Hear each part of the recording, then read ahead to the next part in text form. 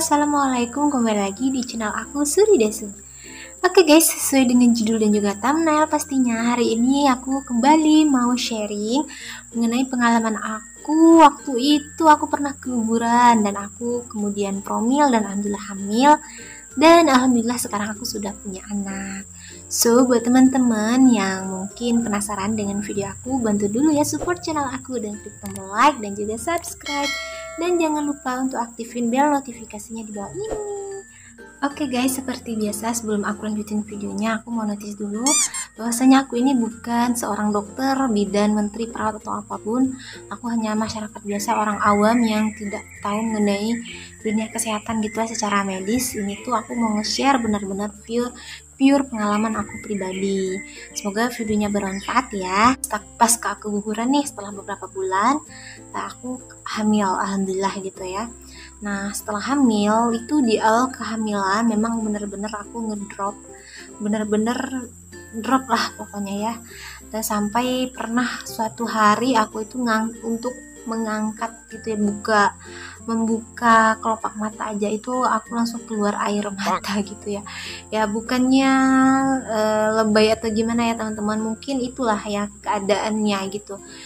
Setelah aku realnya hamil lagi dan aku bener-bener mungkin perubahan dari kita nggak hamil dan balik hamil lagi itu benar-benar signifikan banget karena saat itu kan kita sudah berbadan dua.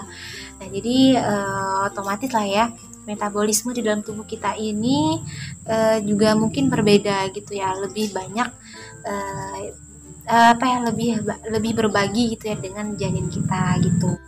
Nah aku itu dalam 1 bulan bisa 3 atau 4 kali pergi ke klinik bidan gitu untuk ya berobat, pastinya dari suntik ataupun mungkin sekedar ya yang sering sih cuma disuntik aja karena aku memang nggak nerima minum obat. Memang benar-benar kalau minum obat itu langsung dikeluarin lagi gitu muntah. Nah jadi alternatifnya aku itu suntik gitu ya, jadi suntik vitamin atau apalah pokoknya di dalam suntikan itu. Nah jadi bidan aku itu kirim pesan gitu sama aku. Dia kasih nasihat, misal kalau memang bener-bener keadaan kamu seperti ini, lebih baik jika mungkin melakukan hubungan gitu ya, lebih baik dikasih space, maksudnya itu jangan terlalu sering, misalnya pokoknya jangan sering lah ya, pokoknya diusahakan kalau bisa jangan, kalau bisa jangan dulu gitu. Takutnya terjadi apa-apa dengan rahim kita. Nah mungkin sebagian orang nggak apa-apa melakukan hubungan gitu ya pasca hamil muda. Nah tapi lebih baik kalau keadaan kita seperti itu jangan dulu lah gitu ya, minta kasih pengertian sama suami biar bisa menerima keadaan kita. Nah kenapa?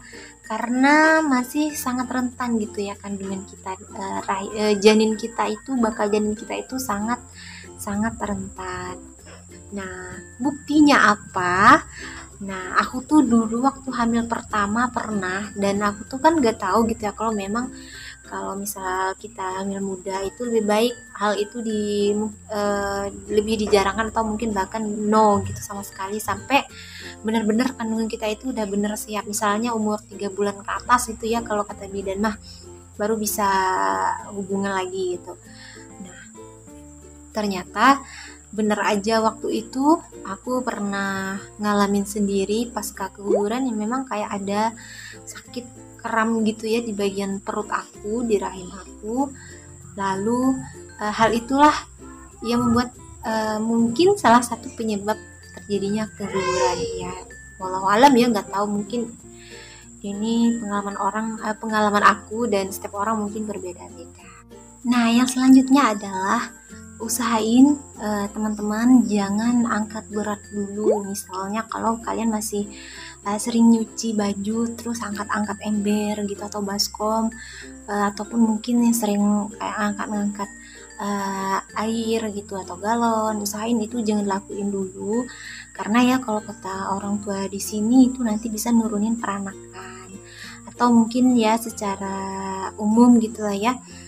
Itu kan kalau kita sering beraktivitas berat ataupun mengangkat berat itu bisa memudahkan kita untuk lebih capek dan tubuh kita juga sering letih gitu ya. Sementara kalau di awal kehamilan kita malah diusahain agar tetap sehat dan segar malah gitu ya.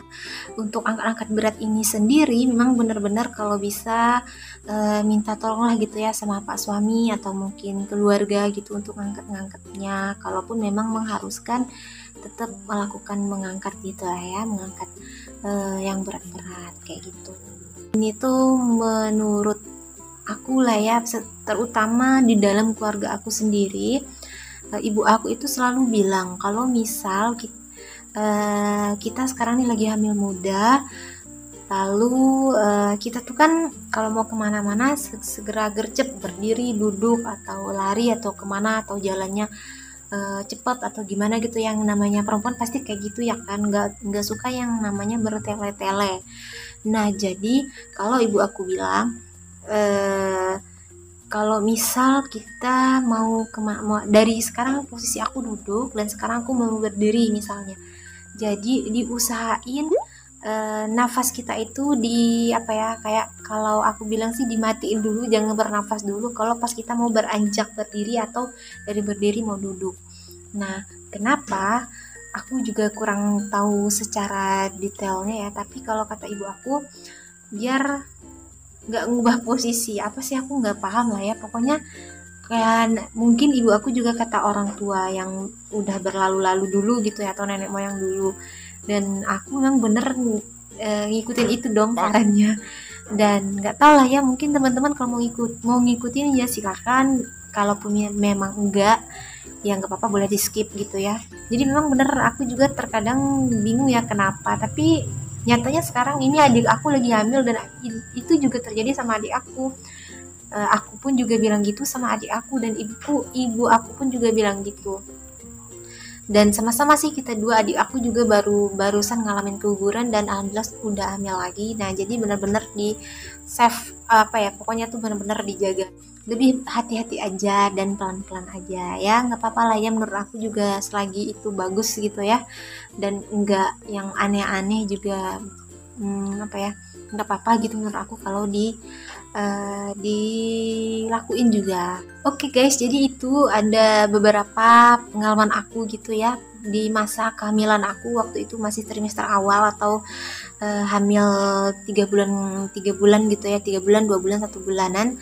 Nah semoga video ini bermanfaat, dan buat teman-teman pokoknya ini jangan dijadiin kalian harus kayak gitu enggak ya, ini aku cuma share aja. Mungkin buat kalian yang mungkin pernah dulu keguguran dan takut bakalan terjadi lagi, amin lah ya, pokoknya boleh mungkin kalian coba ikutin, kalau nggak mau pun juga nggak apa-apa, aku hanya sekedar sharing aja. Semoga videonya bermanfaat ya, dan semangat juga buat teman-teman yang mungkin sekarang lagi berjuang untuk promil. Oke, terima kasih, jangan lupa untuk klik tombol like dan juga subscribe, dan jangan lupa untuk aktifkan bel notifikasinya ya. See you on my next video, bye bye. Assalamualaikum warahmatullahi wabarakatuh.